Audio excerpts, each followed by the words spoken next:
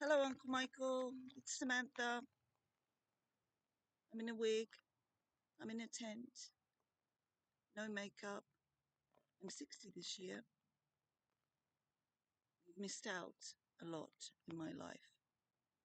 So I'm going to do a quick catch up because there's things that have been going on, and I think that you need to know just to prepare. So, where to start? You haven't been the best uncle. You are my only relative, and you are filthy rich. There could have been some birthdays and holiday presents, money, anything, some form of support, even I love you. So you've got a version of me that doesn't exist. So I think I better,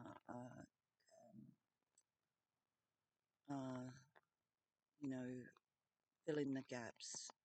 So I don't know if you're aware, but on my father's side, Bruce Smith, he has four brothers and one sister, and they were very they were police, and they were all very high ranking, and one of them was the head of the drug squad of New South Wales. So in my teens, I was asked, well, you know, the Mason world. There were things that were going on. I was befriended by a girl.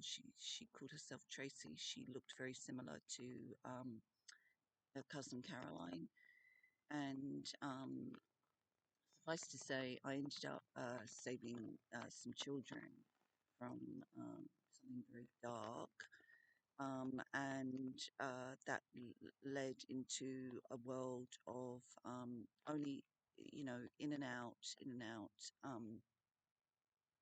Uh, Doing some form of police work. I know, and then you had me down as a heroin addict. Um, I It's not that that suited me, but that version was very far from the truth, and so that uh, kind of helped, I suppose. And also, what a vile person you are to think that of your own flesh and blood. We all had the same teachings. Do you really think Nana would have had a drug addict as a granddaughter? So I was very shocked when Deborah said a few things. I'm extremely against all that. I met a few guys, and because of this, I upset very much the Mason world.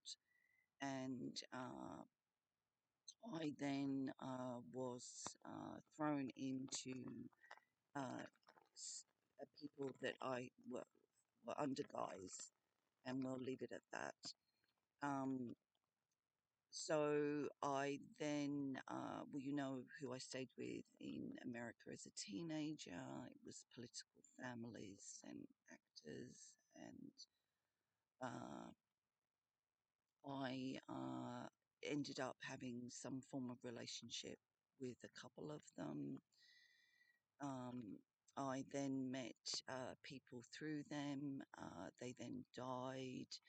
Um, I lost three babies, and it affected me deeply to uh, the extent that I blocked much out. I went for counselling, and this was in Australia, and they told me that I had to go to Canada because I had stayed with a political family, and that family knew what was going on. And so I went there, and that's where I spoke out. I then met someone who was, of course, under guise, and I had no idea. But because of him, he enabled me to further speak out in New York. Suffice to say, there was a bit of uh, undercover shit, and I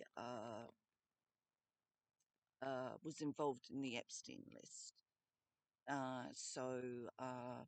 Yeah, sorry about this. I know it's gone bush, but you know, we're talking 4 decades here. So I have made a lot of enemies due to this. Uh, so when I rang you, I got back 7 years ago, after being thrown out of America. I was illegal there, but uh, and I contacted you, and we had like 3 or 4 conversations. But according to you, that never happened. One of the conversations, the man sounded like you, but more toughed up.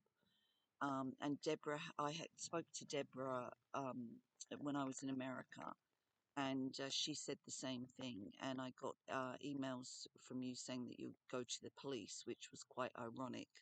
And so I actually forwarded that mail to the police, because it was like, I don't know what's going on here, but this is not normal. And so I take it you have a manager who sounds like you. One time I did ring, and I thought to myself, this doesn't sound like my uncle. So, in my experience with people with money, there's always a manager. There's always someone there that is absolutely petrified a family member is going to take their money. People that have money always are surrounded by people that believe that money is theirs. So, you could have contacted me over the years. I can't stress this enough. It wasn't a lot of undercover or police work. It was um, mainly they wanted me to re-meet people from my past. So, but unfortunately, yes, I have upset a few people. So I'm trying to leave this country.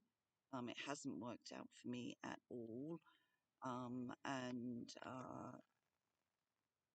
So that's basically it.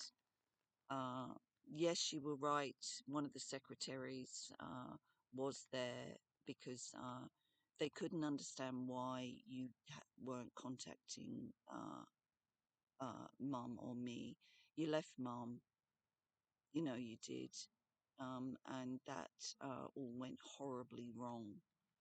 I was never going back to Australia ever. It made me very ill, Australia. And of course, high heat, I upset loads of people there. Um, so, yeah, the men in my past were not who they said they were. And a lot of them are going to jail. Yay! I wasn't trafficked, don't worry. Um, and you were right about certain people. You were right about a lot of things. And you should have treated me like an adult and explained things to me. Um, with Deborah, uh, I don't know what's going on there. Uh, but no, I'm very against drugs. Very, very. Have to watch Narcos to really understand hard drugs. With my work, you should have. Somebody went to visit you and stayed in your holiday homes, and they said that they can't understand why you don't have all my characters around. It's like, I know, you've been quite cruel. So there you go. I hope that explains everything. You need to contact. You need to show some kind of unity. She was your sister. I'm your niece. Behaved atrociously. Yeah, you accusing me of all those things that I wasn't. I never did it to you. I always held you in high regard, and I shouldn't have.